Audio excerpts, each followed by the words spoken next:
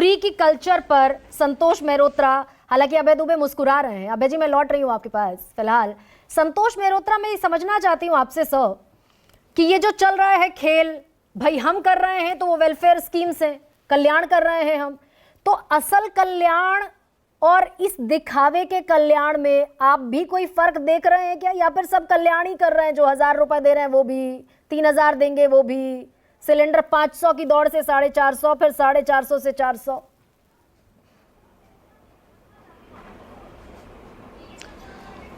देखिए, ये दौड़ है चुनाव जीतने की, तो इसमें तो सभी लोग को दोषी ठहराया जा सकता है, मगर शुरुआत कैसे हुई इसका भी ध्यान रखना चाहिए। ये ध्यान रहे कि 2015 तक हमारे देश की विकास दर काफ़ी ठीक थी, मगर उसके बाद जो 16 और 17 में इस सरकार ने काम किए उससे विकास दर कम हुई। इस वजह से सरकार की आमदनी कम हुई। जब सरकार की आमदनी कम हुई तो टैक्स रेवेन्यू कम हुआ, और वो जो ग्रोथ रेट कम होती चली गई वो 20 की शुरू तक होती चली गई थी, तो टैक्स रेवेन्यू कम केंद्र सरकार का हो गया था। उससे हुआ ये कि केंद्र सरकार को काफ़ी अपना खर्च बनाए रखने के लिए ऋण लेना पड़ा, और यही कारण है। उसके ऊपर से 2019 का चुनाव आते आते सरकार ने 2 कदम उठाए, जिससे केंद्र सरकार की बात कर रहा हूँ। एक तो पीएम किसान चालू किया, वो पहला सबसे बड़ा कैश ट्रांसफर कार्यक्रम देशव्यापी था। उससे पहले कोई हमारे देश में देशव्यापी कैश ट्रांसफर नहीं था, जिसकी वजह से राहुल गांधी ने न्याय स्कीम की घोषणा करी। खैर, अब जब चुनाव जीत गई सरकार तो 19 में बीच में केंद्र सरकार ने कॉर्पोरेट टैक्स रेट घटा दिया, जिससे 1.5 लाख रुपए का नुकसान हो गया। और फिर 20 में शुरुआत हुई कोविड से। जब कोविड में खर्च बढ़ा और एकदम से लॉकडाउन हुआ, और वो लॉकडाउन गलत था 4 घंटे की नोटिस पे, इसी वजह से ग्रोथ रेट संकुचित हो गई, कोलैप्स कर गई।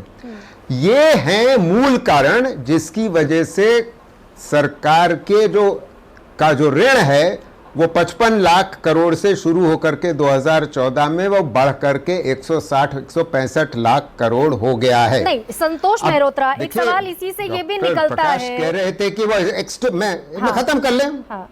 मैं खत्म कर लूं? कहिए। मैं दो वाक्य और बोलूंगा केवल। मेरा सिर्फ कहना ये था कि fiscal deficit to GDP ratio बढ़ा और ऋण भयंकर रूप से बढ़ा। ऐसी स्थिति में टैक्स घटाने की क्या जरूरत थी भाई?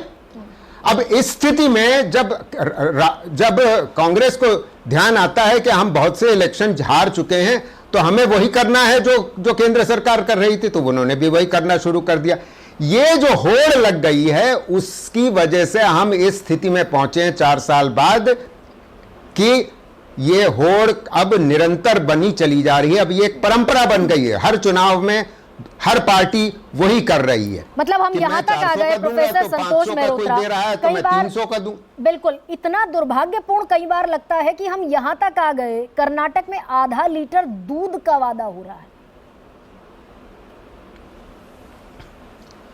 देखिए, अगर रोजगार बढ़ रहा होता तो इस सब की जरूरत नहीं होती। रोजगार बढ़ ही नहीं रहा पिछले 6 साल से। दिक्कत यह है, सबसे बड़ी बात यह है गरिमा जी, ये ध्यान रहे कि सिर्फ ग्रोथ रेट कम नहीं हुई और सरकार की आमदनी कम नहीं हुई, उससे अगर रोजगार पैदा हो रहा था तो आपको ये सब करने की आवश्यकता नहीं होती। भाई यूपीए में नहीं हो रहा था ना ये सब, क्योंकि रोजगार पैदा हो रहा था, वेज रेट बढ़ रही थी, रोजगार दर बढ़ती चली जा रही थी, इसलिए गरीबी कम हुई। हमें मालूम है आंकड़ों के आधार पर कि गरीबी कम हुई। अब ये सरकार तो आंकड़े ही नहीं जारी करना चाहती गरीबों के बारे में। दिक्कत है गरीब के पास, तो इस वजह से ये परंपरा बन गई है इलेक्शन से पहले रेवड़ी बांटने की। तो ये देना बहुत दुखद बात है, बहुत दुखद बात है।